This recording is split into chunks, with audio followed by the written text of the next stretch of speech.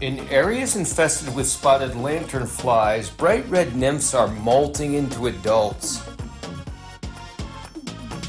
In Columbia, Maryland, the deluge of honeydew excreted by lanternflies has begun.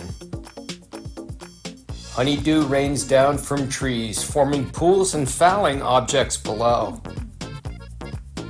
Sugar-rich honeydew attracts many types of stinging insects, including paper wasps, yellowjackets, European hornets, and honeybees. Get ready for lanternfly showers and be careful around stinging insects.